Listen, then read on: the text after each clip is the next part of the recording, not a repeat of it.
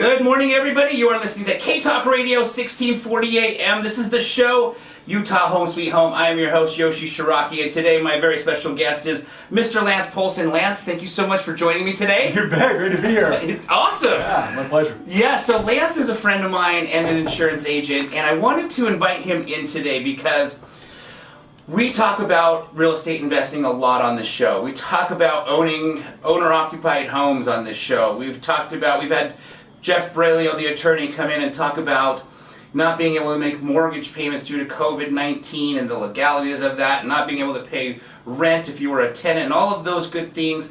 And I always say that if you're going to build a power team of real estate members, whether you're going to fix and flip houses, buy rental properties, whatever it may be, it's always good to have power team members that invest in real estate themselves, which is why I love Lance Polson and why I invited him to come in, because not only does he know the insurance agent game, but he has a portfolio of rental properties, he fixes and flips houses, maybe more. Those are the two things I know you do. Do you do other things in real estate as far as investing outside of those two? Rentals and flips have been most of it. Okay, yeah. Perfect. Mm-hmm. So here's my thoughts, Lance, and tell me what your thoughts are.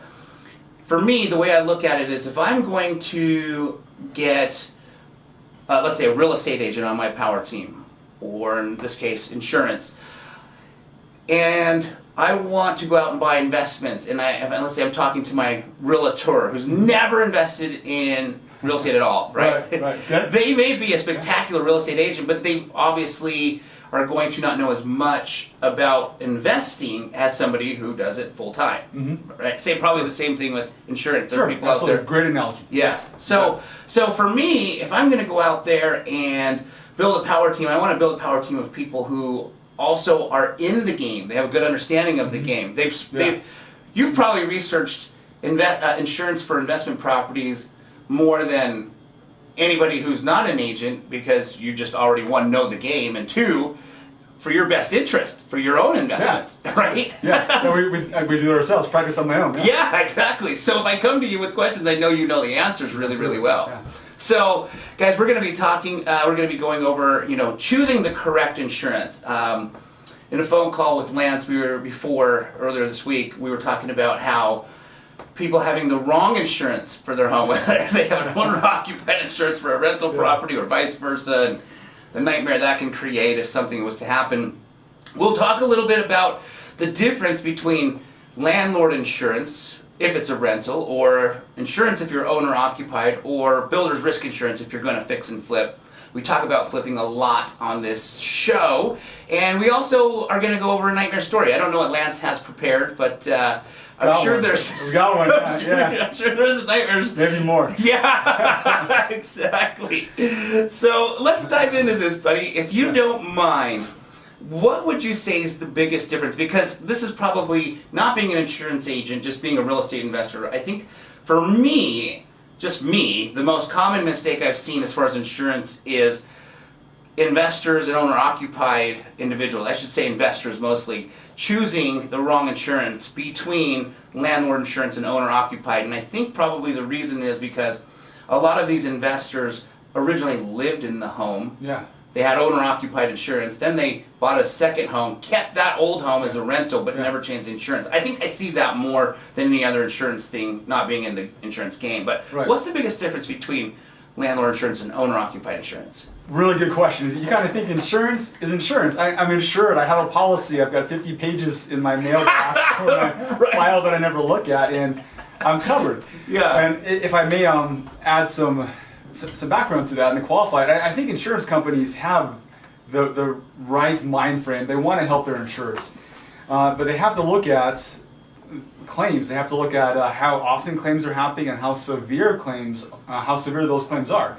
Unfortunately, in the last 10 or more years, there are, and we've seen it here in Utah, there are more, let's say, natural disasters. There are more wildfires in the last few years than I've ever seen here. Right. 2 months ago, the earth moved. Right? That's right. We haven't seen that for a while. Yeah, and thinking nationally, there's more wildfires nationally. There's more windstorms and hailstorms, and those claims because of those disasters are larger. So they're paying more claims, they're paying out more money. And where I'm going with this is I think they have the right intention at heart, is they want to help their insured, they want to pay a claim, but they won't these days pay a claim just to be nice. Right. Okay? Insurance is a contract, and we want to make sure that contract is enforceable. So the difference is between an owner-occupied and then, let's say, a non-owner-occupied or a landlord-type policy. When owner-occupied, it's in the definition, the owner lives there. It's very clear. The owner has to occupy the house. It's less risky to the insurance company. Got it. Meaning there's no business there, they're not using any part of the house to generate income, they're not renting out any part of the house. Now we have Airbnb is much more popular. Oh yeah. So insurance companies are pivoting, and there are policies to cover that where the owner lives there, or you endorse the policy to allow for that. So that is much more common these days. Got it. But on an owner-occupied policy, it does that. The owner lives there. It covers the home. It covers anything detached from the house, whether that's a garage, a pool, their personal property, jewelry. It has liability coverage. Heaven forbid something happen, a slip and fall. Yeah. Now, a landlord policy or non-owner-occupied policy it's non-owner-occupied. It's pretty clear that the owner does not live there. It is rented either nightly or long-term. Yep. Either is usually fine. And it is used for income. Okay. And that's one of the next differences. And landlords you want this coverage, because if something happened to the house and the insurance company is rebuilding it, Yes. you're not getting income. There's no one living there. Right. That's why we're landlords and we invest in real estate. If we buy and hold, Yes. usually you still have a mortgage payment to make.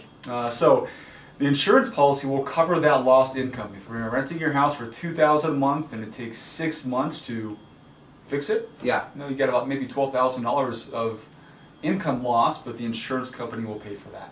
Got it. Okay. Gotcha. You brought up Airbnb. Just my curiosity, let's say you're owner occupying it, you now add Airbnb to your basement, your mother-in-law down there. Your tenant catches the house on fire. What happens then? Like, obviously an investigation happens. You didn't have Airbnb coverage, assuming now that that's a thing, right? Yeah. Before it wasn't, probably. Walk me down that scenario, if you don't mind. Are we pre or post COVID here? Things have changed a little bit in the last little while. That's right. But let's say that is the case. It is popular, and it will be popular again. It's a great way to go to utilize a mother-in-law apartment, to utilize a duplex that maybe you live in, or a fourplex you live in. You rent out the other units, either short-term or long-term. Yeah. But if you live in that building, and it is a part of it is being rented on Airbnb, if you don't have the appropriate endorsements or the appropriate policy, the insurance company's not on the hook. And that's where I was saying before. Yes. Now, they could be really nice, and some are. Yeah. And some are. That happens. Again, I think they have the right intent and they want to take care of their insureds, but they don't have to. Right. And the key is when we invest, you want to make sure this is something you've worked hard for. This is a dream, and you want to build an empire. You don't want to live it up to guessing and hoping. Right. We want them on the hook, so we want to have the appropriate policies or endorsements. You know, I love the word that you use. It's a contract. I never thought of it that way. You just think of, I'm making this monthly payment to have insurance. But you're making a monthly payment to have insurance on a contract that you signed that has rules in there. Right. And if you're not following those rules, then that contract's not enforceable. Here's there 40, 50 pages of rules that right. we don't look at. Right. I'm going to go home and read my 50 pages. Do it before you want to go to sleep. It'll put you right to bed. That's right. So let's assume then, I would say my very, very, very first rental property that I've ever had, I made this mistake. This was, bought this rental property in 2000, I think it was 2002. I think it was the year the Olympics were here in Salt Lake. If not, it was 2001, 2002. Long time ago. But I was that guy that bought the rental, got homeowners insurance, and then ended up renting it out. Yeah. And it became a rental property. And so I had the wrong coverage on there because I was an owner occupying it at this point. Yeah. Basically had something happen to it all these years. This is the point I'm trying to get across to the listeners. All these years that I was paying the wrong insurance would have been for nothing had the house burnt down due to my tenant. Right. Okay, yes. So, guys, be absolutely sure that you've got the right insurance on your home. I could have hurried and moved back in. Well, it was half burnt down. Okay, I live here. Yeah. Oh, but be sure that you guys have the right insurance. If you don't know, give your insurance agent a call, give Lance a call. We're going to share his contact information later on this show. Or you can always contact me. You can go to utahhomesweethome.com, of course, the website, which has my contact information, at which point I will put you in contact with Lance. Because when I was chatting with Lance on the phone earlier about him being a guest on the show, he did share with me how oftentimes people are paying for the wrong coverage, not knowing it, and then something tragic happens. They've made years and years of these payments, and now they're not insured anymore because it's not the right policy. So, make sure you've got the right policy. All right, Lance, can you give us a little bit about how Builder's Risk Insurance works? Yeah, absolutely.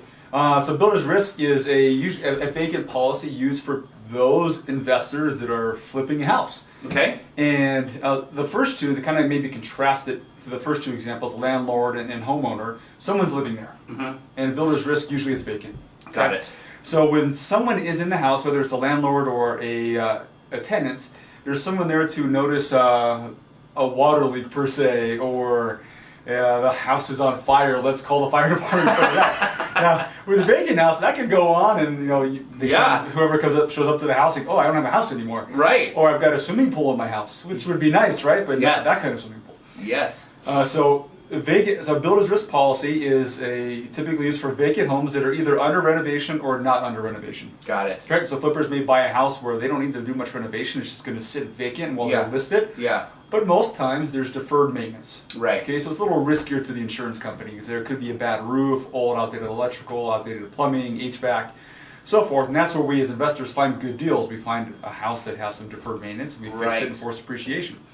So to the insurance company, it's a little more risky, therefore the premium's a little more, but it's the appropriate kind of policy because they know, full disclosure, hey, there's no one living here, there's going to be deferred maintenance, so if something does happen, knock on wood, right? Right. You have that asset protected.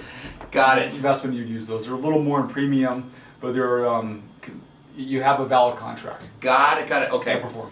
Is Builder? So I fix and flip houses, as you know, but I've never built a house from scratch. Would that be Builder's Risk Insurance as well, or is it different? It can be, yes. Okay. If you're going to live in it, though, you could sometimes get a homeowner's policy, and there's an endorsement for dwelling under construction. So the home is being constructed. Got it. Okay. And if you're not living in it because you're going to spec, develop, and sell it, that'd be different. That'd be different. That'd be closer to the Builder's Risk. Gotcha. Okay.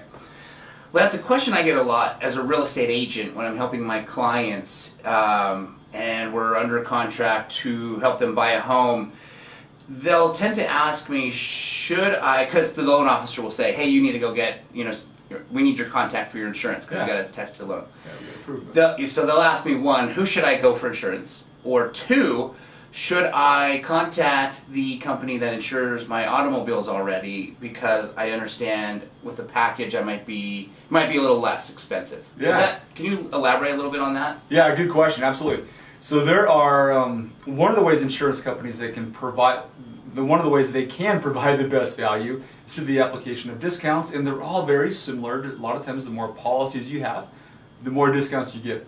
So it's always a good idea to at least get quotes from your current provider. Got it. You bet. To see what opportunities there are. It doesn't always work out. Got it. Sometimes it may not be able to insure a certain kind of house depending on maybe age or condition, or if it's going to be used as an Airbnb. Yes. Or they may not be able to insure a certain kind of car. But it's always good to at least get a quote from them because you could save, it could be 10, 20 or more % on all the policies, and you may as well explore that option to see if it's viable. Yeah. How about somebody who has a portfolio of rentals? Does the price change if you're increasing your rental property portfolio? It can, good question. Absolutely, there's clients we serve that have 20, 50, 60 rental properties, and when they insure their primary residence and their vehicles, those discounts go back and forth. Got it. Absolutely, so it definitely can help. Got it. Good to know. Okay, excellent. Thank you for sharing that. We're going to take a quick commercial break. When we come back, we're going to talk about the nightmare story. Guys, you're not going to want to go anywhere because the nightmare story is my favorite part of the segment because I'll tell you the biggest lessons, Lance, I've learned are from my own nightmares. Right? Yes. And I have plenty of nightmare stories, right? And a lot to teach my son when he grows older. But I figure if I can learn from somebody else's nightmare, then why would I want to go through that nightmare later by myself if I can learn from someone else's mistakes? And it's funny because Trevor Thompson, you know Trevor. Yeah, absolutely. So Trevor and I used to office together for about 3-ish years.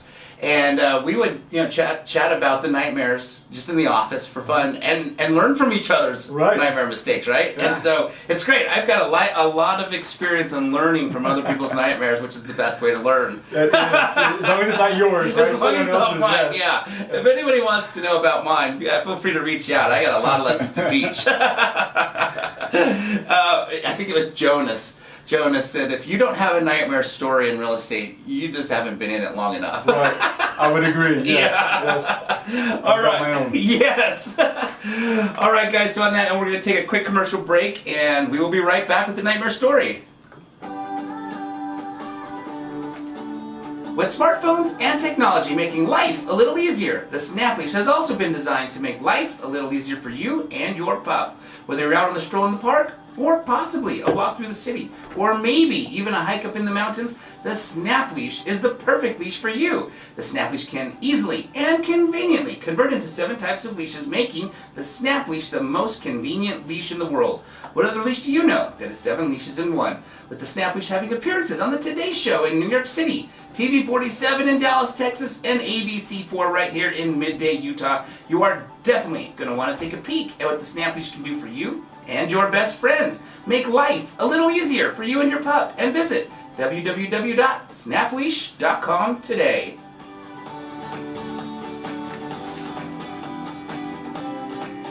All right, guys, we are back. It is 16:40 a.m. This is the show Utah Home Sweet Home. You're listening to K-Talk Radio. I'm your host, Yoshi Shiraki. My special guest is Lance Polson. Lance, it's time for the nightmare story. Okay, all right. Let's do it. This is the good part. Awesome. Yeah, this is my favorite part. So, I'd love to hear how people have learned valuable lessons. Absolutely. Can I share 2? Yeah, please. One is my own and one is a client. Okay. All right, so Moab. Was it 2 years ago? The fires in Moab. Oh, yeah, I think it was. Already been 2 years. Yeah, well, anyways, summer of, let's say, 2018. It was on the news. There was a fire that's impacted 8 homes, plus or minus. Yeah, okay? yeah. And I have a property in Moab. I love Moab. It's such a fun place to go. Our kids live in Moab as well.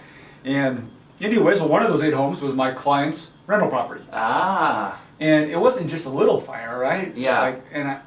I went there 2 months after this happened. I already had a vacation planned. And there was nothing there. Oh, wow. Nothing, just rubble. Oh, my I gosh. haven't seen, we've had homes burned down, and we've all seen it on TV. Standing 20 feet from it is different. You can smell it. Yes. It's it's not warm. Still, it's warm anyways that time of year. Yeah. But everything is charred and discolored and all around. So, I saw that after, and we have to do a claim now. And this is a rental property. Got it. So it's a real estate investor. This client has 8 or so properties, maybe 10 or so now. Uh-huh. And so this property's gone. Got it. So now it's time the policy gets put to the test. Yes. Yes. Right? Yes. So now, okay, it's go time. We've got to replace a building. Yep. We've got to get rid of all that stuff there. Yep. Okay. We've got to make up loss of income. Got it. And this is happening in Moab's a relatively small town. Right. And when 8 homes burn down, there's not a lot of home builders that I know of down there. Yeah. So you've got the one maybe handyman or contractor that can build a house is loving it. Yes. He or she is really busy. Yes. Or some have to come in from out of town. So what happens when demand is high, supply is low, prices go up. Oh, yeah. So there's not a lot of labor, so Yeah. they're going to be able to charge what is appropriate for that situation. Materials may be a little short in that area. Right. So you kind of see where I'm going with this. So when we insure a property, when we analyze a home that you live in, or if it's going to be a rental property, we calculate what is it going to take to rebuild this house. Yes. All right. So there's software every insurance agent can use, company can use. It's updated regularly. It's as accurate can be. Accurate can be. So it's the same thing we did for this investor, and we came up with a dollar amount, and we insured the property a year or 2 prior to that, Okay. that amount. And when this happened, we get in, we start to get estimates from the one builder who is loving it right now. Right. He's set for a year. Yeah. The estimates are coming a little higher than we may have some coverage for. Oh. Okay, because it's just that situation. Interesting. So this is really not good news for the investor. Right. It was close. Like we got some preliminary estimates, 10-20% above what they had coverage for. So what that means is you're building a smaller house. Right. Okay. Less square footage would be less bedroom. That's not good for your rent. Right. I mean, it's great having a brand new house, of course, but if it's smaller, that doesn't accomplish a whole lot. Right. So some of the lessons we learned here is one, as an insurance agent, is the importance of using accurate numbers and data going into that calculation, and not just maybe going off of what the investor's telling us. Right. Doing the analysis with all online resources. If there's an appraisal available, using that appraisal, so we're getting the right replacement cost. Because you never know. Yeah. But hopefully it never does. We don't wish this on anyone, but if that happens to your investment property, if you have enough coverage. Right. On it. So that was I probably just talked about 2 or 3 months there back and forth between what was realistic costs and what coverages, where else could we pull coverage from the policy to have enough to rebuild this house. It ended luckily well. We were able to rebuild the main building. There was an accessory dwelling unit, so kind of a detached duplex, so to speak, 2 units on the same property. We were able to build both of those within policy limits. We have the pull coverage from other parts of the policy. There's atypical, such as ordinance or law and demolition costs and so forth, to kind of use that to do this. We may have been $1,000 or $2,000 shy, but nothing that really impacted the type of building we were able to build. That's great. This took a year. Holy cow. To do. And these are small buildings. Yeah. This isn't a 5,000 square foot rental property or a fourplex. Yeah. But just with the amount of work and getting materials there, it took at least 11, 12 months. Got it. In most policies, you have 12 months of lost income. Oh. This investor still has mortgage payments for all 12 of those months. She's got to write a check every single month. So we were up against the clock to ensure that we got this done as soon as possible. Right. In that that loss of income 12-month time frame, we didn't exhaust it. Yes. And we were right up against it, but it all thankfully worked out. And the message is sent home to us is don't skip on coverage. Yeah. We all want the best premium. Right. We wouldn't want to pay more than we have to, me included, everyone else included. But when it comes down to this time for this investor, she didn't care about how much she was paying in premium. She was really worried about, I need to get my 2 units back, and I need them built within 12 months. Yes. Even though this contractor said it may take 18, I need it done in 12 because I don't want to pay 6 months of mortgage payments without having any income. Right. So that was a fun one to work with. Wow. So does it make any sense on that kind of a transaction, small town, potential of bids coming high, to over-insure the value to make sure that as these bids come in higher, you're insured for that number, or not really? It was random.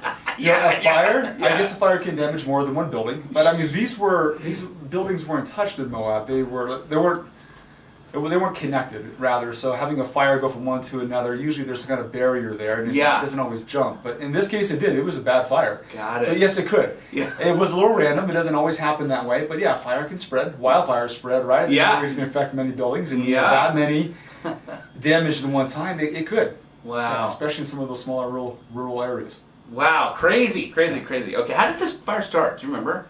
It was man-made. Got it. It was man-caused. Gotcha. Yeah, unfortunately. Oh, that's too bad. Yeah, that's I believe unfortunate. so, if I remember correctly. Got it. Okay. I'd love to hear the second one. Okay, that's one of my properties. Oh, okay. Yeah, it's when was it? It's been probably 3 or 4 years. It's a rental property, good old Kearns. Okay. And it is this property, entry-level house, 1,200 square feet, 3-bed, 1 bath. Great rental property. Yep. But the concrete, the driveway is uneven in some places. Okay. All right. There's definitely deferred maintenance in the concrete. Now, it wasn't our first priority is to tear out the driveway and pour new concrete. It rather would be to do some work inside and outside of the house to make it more valuable. Yep. However, we had our residence nanny dropping off their, not newborn, but let's say toddler, I think maybe 8 months old, between 6 and 12 months. So nanny dropping off our residence toddler. Yes. Took it somewhere to come back. I don't know if it was an appointment or took it to daycare. I'm not quite sure. Not daycare, but something. Anyways. Sure. Nanny had edge of her shoe up against the crack in the driveway. Had to protect the baby, of course, right? Sure. Holding the baby. Yep. So went down on that shoulder. Baby's fine, luckily. That would have been a lot worse if the baby was hurt. Oh, yeah. But totally tore her shoulder. Oh, shoot. And she needed surgery. Got it. A few months of rehab. Yes. She wasn't able to work that time. She said she was unable to work. Got it. And that could very well be the case. So she's got to be taken care of. Yes. All right. So there was a lawsuit. Gotcha. That happened, and it was settled. Thankfully, through the liability coverage of the policy, it was all covered within policy limits. Oh, good. So and it was a simple trip and fall. Yes. We hear of that, trip and fall. No one's gonna trip and fall, and I thought the same thing too. Yeah. Until I get a call from our resident. I think at that time I was self-managing my properties. I get the call, and so fell on the cracked driveway we've been telling you about. Like, oh no, it's a cracked driveway. No one's gonna trip on it. I never fixed it. Yeah. I probably should have done something about it, but she did, and we get into this process of medical bills and surgery and physical therapy and lost wages, and we're looking at close to a $40,000-$50,000 payout. Got it. I was so happy that we had medical and liability coverage in that policy. Got it. Yeah. Yes. So medical coverage paid the first part. There was $5,000 in medical coverage. Okay. This is obviously a lot more than medical coverage. Yeah. Yeah. So then she's going to sue me for the balance because I don't have enough to take care of her medical bills and lost wages. Right. So then it goes through liability, and we have the appropriate coverage. And got it. yeah. Just out of curiosity on the lawsuit, did she also sue the residents that were living there? No. No. Because I hear that a lot. They'll sue everybody they can. Like people that will trip and fall, they'll sue the landlord, they'll sue the tenant who's at the place, just, I don't know why, maybe to try and get more money, I guess, right? I mean, that'd be the only reason I could think of. Maybe you know of a better reason, but you hear of people getting dragged into lawsuits, and it can be 100 names deep, and you're like, what? And they're like, well, their name was on something that when we did the research, so we included them in the lawsuit, and you're like... Right. Or the property manager, it could be. The property manager, exactly. Okay, so they just went after the landlord in this case. Yeah, and I was self-managing, so there's not another property manager. It was all me. And Gotcha.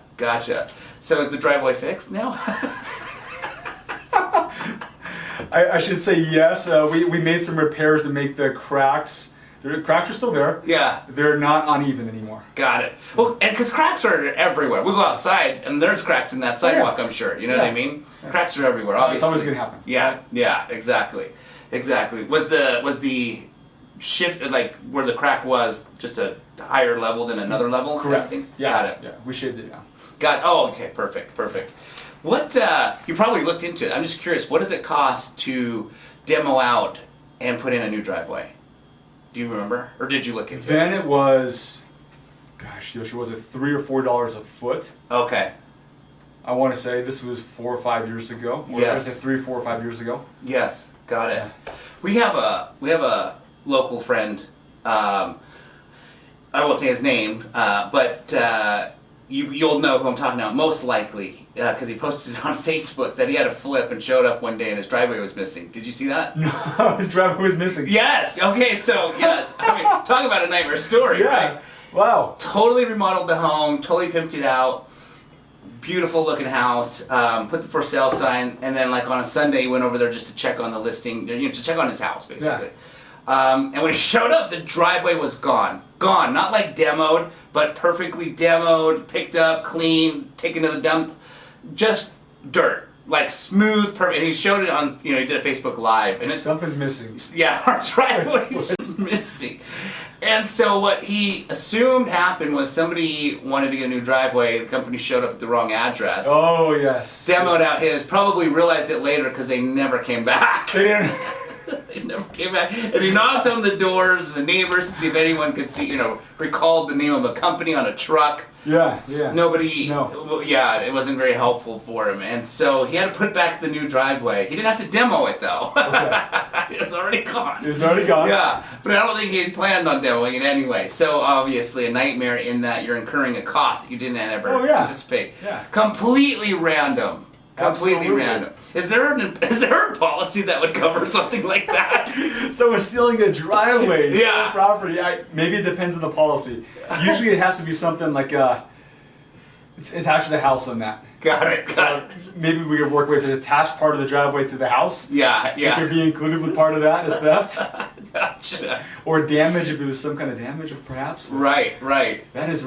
I wonder what his costs are too. As we look at, is it more than the deductible? Right. Is it worth putting a claim through? Right. Or do the advice is investors we can usually fix things for less than normal. That's right. So yeah, I'll tell you who it is after, because he obviously doesn't care. He posted all over Facebook, but I just figured out of courtesy I won't share it on the radio just for now. I want to look it up. Yeah. I want to see this. Yeah, if you scroll far down enough, it was probably like 5 months ago, but if you scroll far down enough, you'll see him doing the live, like, my driveway's gone. I was like, holy cow. That's a new one. Right? Thank you. Right? I'd never heard of that. I mean, that's amazing. My AC unit thingies had been stolen out, but never my driveway. Right. That's crazy. Driveway, yeah. Oh, man. Interesting. I have a friend whose father is a developer. And so he bought this piece of land somewhere in Utah County because he's going to develop it. There was an old house on that piece of land, but it was a large piece of land, but they had one house. It was like a farm probably, right? Okay. They bought this piece of land with the intent to demo out that old house and put up a bunch of new houses. So they paid cash for this piece of land. Because they paid cash, they didn't bother to get insurance. And they're like, and actually that's around. Should you get insurance if it's just land? I mean, if there's nothing there, there's no building to protect. It may just be a liability. Okay. But most people don't. Okay, got it. So they didn't get any insurance because they thought, why do we want to insure this house we're demoing it? Well, the development. There was a structure there. Yes, okay, yeah, there was an old house. So then you may, with that structure there, because there could be a liability exposure. Yes, someone could get hurt. And so they just didn't get insurance. They paid cash. They thought, we're going to demo this anyway, and who cares? So, long story short, production got delayed. So they thought, well, let's throw a tenant in the house. And now make a little bit of rental income while we're waiting. Well, Thanksgiving rolls around and the tenant decides to fry their turkey. And unfortunately, the house burns down. And yes. And the developer now, I've never met the developer, but I know his son really well. And so the son was telling me, he's like, had my dad had insurance, he could have collected some money, but now there's nothing. He goes, the saving grace in his mind is, I was going to demo it anyway. It got demoed. Yeah, but he could have had a little bit of a nice paycheck. I don't know how that would have necessarily worked, but obviously better than nothing, whatever that was. Oh yeah, sure. Something's better than nothing all the time. Yes. All right, so we're going to take another commercial break. When we come back, I'm going to talk to Lance about the top 3 questions people should ask when looking to insure real estate. So, don't go anywhere. We will be right back. Hi, I'm Yoshi Shiraki, the author of the book, My Body's Just For Me. The book written for children to educate children on the prevention of child abuse. With the assistance of multiple best-selling author Richard Paul Evans, we were able to publish this book as a tool to help break the ice in an easy and innocent way to help children understand and learn how to speak up and communicate. I've been invited numerous times onto Good Things Utah to discuss the importance of good communication with your child in regards to abuse, and also to discuss how the book, My Body's Just For Me, is a great tool for every parent when having that tricky conversation with their children. For more information on the book, My Body's Just For Me, please visit www.protectourangels.com today. And remember, the more we focus on prevention, the less we'll have to focus on rehabilitation. All right, guys, we are back. You are listening to K-Talk Radio 1640 AM. This is the show, Utah Home Sweet Home. I am your host, Yoshi Shiraki. Our very special guest today is Mr. Lance Polson. Thank you again, Lance, for coming. It's fun. Yes, I'm actually learning a lot. I insure real estate, obviously. Obviously, I shared earlier in the show my very first rental I insured wrong at some point because it was originally owner-occupied and then it wasn't. And so a lot of us start. Me too. I'm the same way. It's a couple years after you. Okay, perfect. Very similar. Yeah. Yes. So I've been learning a lot, and a lot of people out there are maybe listening as somebody who's getting ready to purchase their very first home to own or occupy, or maybe someone's going out there they already own their own home and now they're going to invest and start building a rental portfolio. So what I wanted to do is go over the top 3 questions somebody should ask in regards to real estate insurance, and if you don't mind a little bit elaborating why. So you've prepared 3 questions here that somebody should ask. If we could start with the first one, do you mind sharing the first question someone should ask and why? Yeah, absolutely, Yoshi, you bet. Awesome. So the first question is, do you personally invest in real estate? Okay.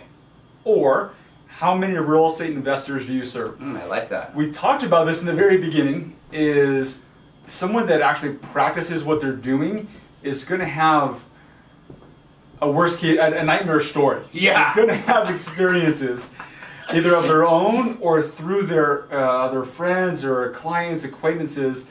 That's going to be valuable information. We wouldn't go to a doctor that has never performed surgery and I want you to perform surgery on me now. Right. It's just, you've got the credentials, fantastic. You've never done it. I probably don't want to go under for this individual. Totally agree. Good analogy. Thank you. So same in real estate. We want to ask if they personally invest in real estate, they're going to have experience. Yeah. Okay, not everyone's going to invest in real estate because that's not for everyone. I love it. I've been doing it a long time. It's longer than insurance, but it's not for everyone, right? Right. So they don't have to invest in real estate. I would say have experience. They could learn that through helping a lot of investors. Right. Okay, and working with them and going to the RIAs and networking and so forth. They'll learn the same way. So I think that question can be one or the other. Do you personally invest in real estate? The answer is no. Okay.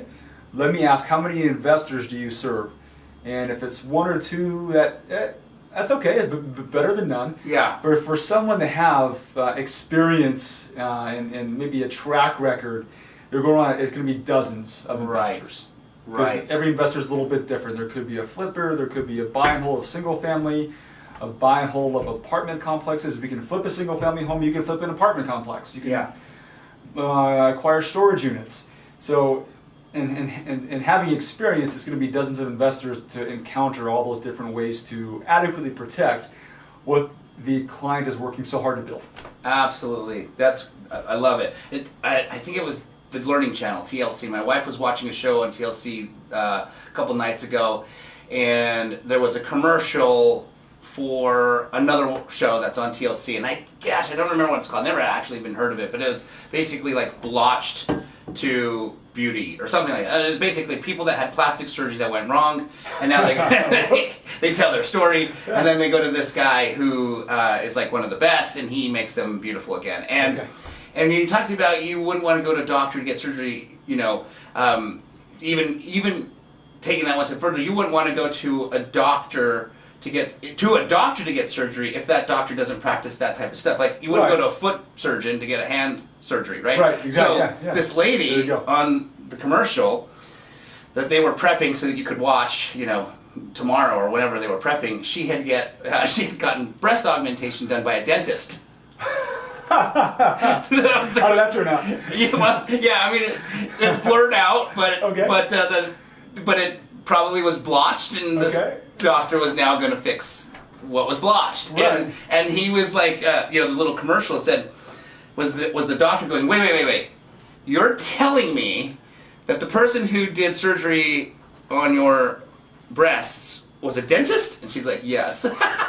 So, you wouldn't go to somebody who's qualified in medicine to do surgery on another part that they're not qualified on. I could YouTube this. I got it. I can figure it out. Right. I got Go watch a video. I got it. Exactly. Yeah. Good example. Okay, so if you don't mind sharing with us, what's the second question someone should be asking? You bet, Yoshi. Second question. Other than coverage on the home or building, what other coverage do you suggest for my investment and why? So part of the nightmare story was having enough coverage in the building. Yeah. That's obviously very important. We've got the right inputs, so we're calculating that correctly. Maybe having a little bit of a buffer if there's Right. an increase in building costs. That can happen. Yes. But what other coverages? So one obvious one is liability. It sounds like you've got some phenomenal guests that have a ton of experience in this. I use Jeff Brailio a lot, and landlords are and real estate investors are a target. And having enough liability coverage is essential. I learned that in my liability claim to not skimp on that. Yeah. Luckily, it wasn't a huge liability claim, but gosh, what if that was someone that was older? Oh, yeah. What if the baby was hurt? I mean, Oh that my could have gosh, easily yeah. gone from tens of thousands of dollars to hundreds of thousands of dollars. Yes. Yes. And so liability is a big one. Some policy limits with liability I see are $100,000. And I would love to have $100,000. That's a lot of money. Yeah. That's not a lot of money when you're getting sued. Right. Okay? Right. And in my case, that could have been a lot worse. That was an eye-opener for me. I need to have at least $1 million Yeah. on the policy, not including an umbrella to have more and have a cushion there. Yeah. We need to have at least $1 million. And guess how much it was? As I'm doing quotes, Yoshi, to go from, let's say, 300,000 is our floor. I can't go below 300,000 with the carriers. Most of the carriers I represent. Got it. How much? You go from 300,000 to $1 million. Yeah. On this one single family rental Yeah. property in Kearns. Yeah. Was a whopping $13 Oh, God. a year. Yeah, $1 a month It's almost. free. Yeah, It's yeah. nothing. Right. That's $1 a month. Yes, Yeah, I can budget that. Yes. And I think most investors can find $1 a month to budget. Right. But it's usually, they would say yes if the agent brought that up. That's Right. where some of the experience comes in. Hey, we need to get you $1 million of coverage, at least on this policy, if not more, and then we can talk about an umbrella. Because you would think it's way more, from 100,000 to $1 million. I'm tenfold, 10x. Right. If I got 10x more coverage in my building, I'm going to go from 500 a year to 5,000 a year. Like, no thanks. Exactly. And I can't buy this house anymore. Right. Liability coverage doesn't work the same. It's one of the most affordable ones to increase. Interesting. Absolutely. Very cool. I didn't know that.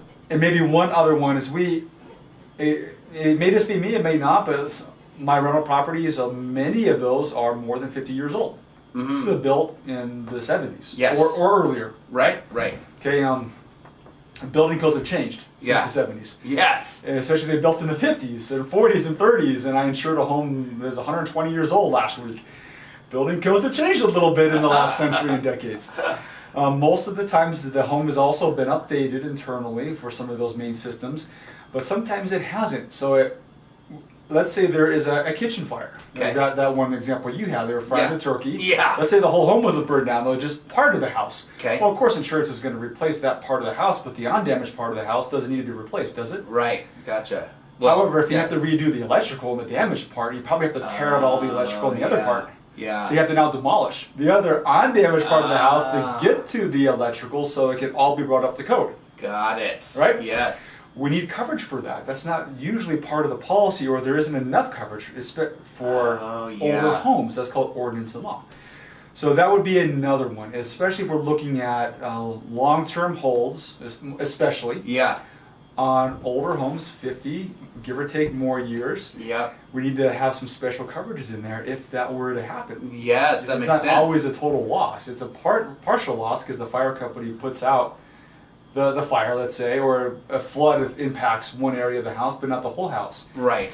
So those are just a couple. Liability, ordinance and law are some of the bigger ones. And we can look at sewer backup is another one. If it's an older house, the sewer system is probably kind of old. Yeah. Yeah. So we may want some coverage for the backup into the house and for the sewer line. That's something that we can cover now most of the time. Oh, got it. Cool. So if you had the wrong coverage, then let's go back to that 120-year-old house. Probably has knob and tube wiring. Kitchen burns down, but the rest of the house doesn't. You now have to, you're not going to put knob and tube back to match the rest of the house. You probably have to pull a permit in this house, I'm guessing. I don't think... So you're going to pull all new electrical, but under the wrong policy to update the rest of the electrical that you've got to now pull out. You might not be insured for that. Is that correct? Got it. See, I wouldn't even know to ask that.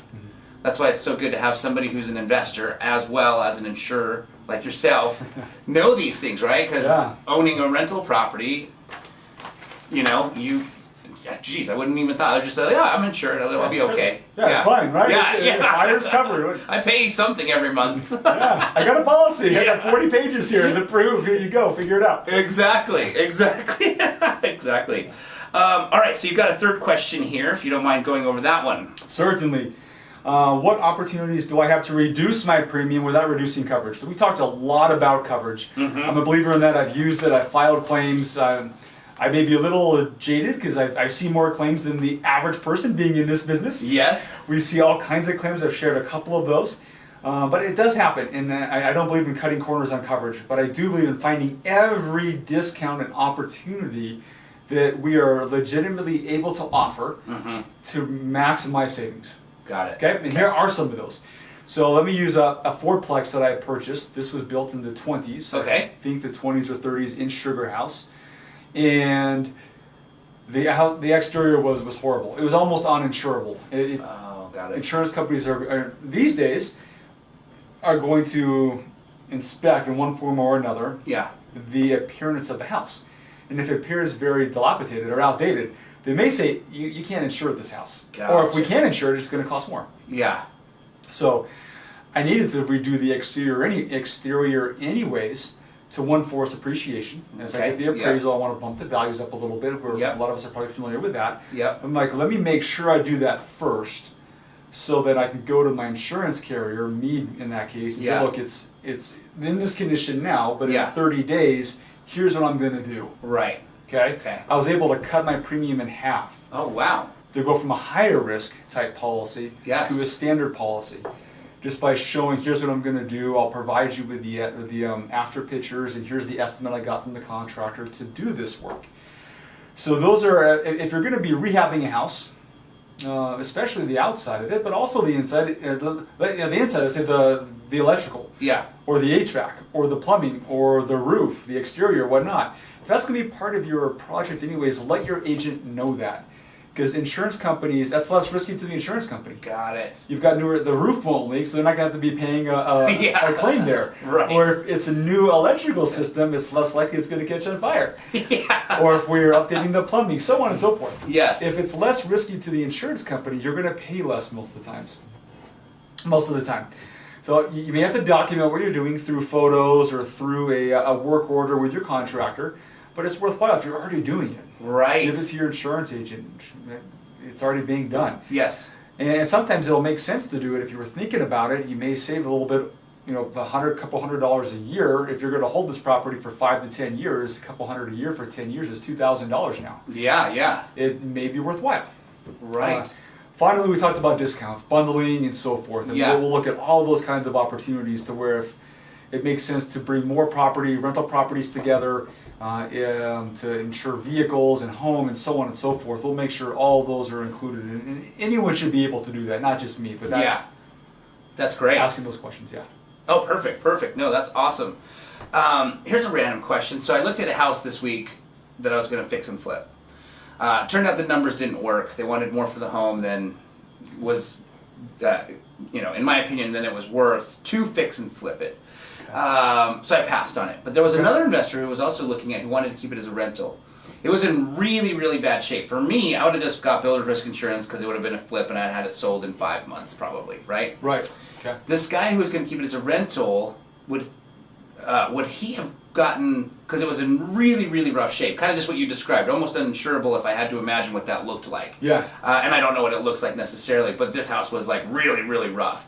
So I was thinking to myself, man, this is going to need a lot of work to keep as a rental. But if he would have done that, and maybe he did, I don't know, because I passed on the deal, would he have gotten builder's risk insurance originally and then landlord insurance after it's done? Or would something else, because it was super rough, if that makes sense? Yeah, good question. It can depend. Let me maybe ask on this one, in short, how was it rough on the outside? Was it like fire damage, or was it? No, so it was in Sugar driveway House. Missing. Yeah, the driveway was missing. It was in Sugar House, so those homes are really, really old. But when you walk in the front room, where the wall met the floor, you could see light coming in from the outside, right? It just gleamed into the floor. But the floor looked bright. Okay. And as you Natural looked light. up, you could see lights coming in from the roof. So you knew it needed a new roof. Yes, It, okay. I'm it with you needed now. to be sealed on the outside where the brick met the foundation. Okay. And then it was, probably 1950s as far as inside, and you're gonna have to take down some walls and. Okay. So like that. Gotcha. If that makes sense. You bet. That makes sense. So, outdated is okay. Okay. Okay. In this case, though, it being that bad, Yeah. he may have had to get like a vacant policy or a builder's risk policy, vacant with renovations for a short period of time, and then convert it to a landlord policy. Got it. Yeah, when they're that bad, Yeah. the insurance company's going to inspect it. So if an agent, I could write the policy. 2 weeks later, it gets inspected. Like, whoa, wait. Yeah. We've got 30 days to review this. This shouldn't have been written, agents. The underwriters had the final say, and we're going to cancel it. So now he's back to where he would have been anyways. Right. Okay. So in that case, it may have had to get a builder's risk policy a short period of time, and then get the landlord policy, unless the agent can build a case to the underwriter saying, look, I know this is a crappy house. Yeah. This is horrible. Yeah. But in 30 days, here are the bids, here's the down payment the investor Yes. gave to the contractors. They're going to fix it. Can we still do this knowing in 30 days it's going to be different? Got it. Sometimes the agent has a relationship with their company or carriers or underwriters can do that. Gotcha. That's why I said it depends. Got it. Okay. Perfect. Awesome, Lance. Thank you so much for sharing. I actually learned a lot. A lot of the questions that I asked were not prepared questions. These were questions that were genuine as you spoke. I was like, ooh, let me ask this. Awesome. Well, I like that. That's interesting. Put me on the spot. Yeah, exactly. Lance, how can people get in touch with you if you don't mind? You bet. So my name is Lance Paulson, and we're powered by American Family Insurance. We primarily write with American Family Insurance. We have other carriers as well. My website is lancepaulson.com, lancepaulson.com, or 801-878-6300. We have 3 locations: Cottonwood Heights, Tooele, and American Fork, licensed in Utah and about all the surrounding states. Wonderful. Wonderful. Very cool. Well, thank you, Lance, again for joining. If anybody's missed any part of the show, you can definitely check it out at our website, utahhomesweethome.com. Click on our social media links, preferably the YouTube, because we record these for you so you can watch later. And Lance, thanks again for coming today. My pleasure. Thanks for having me. My pleasure, and I hope everybody has a spectacular rest of the day.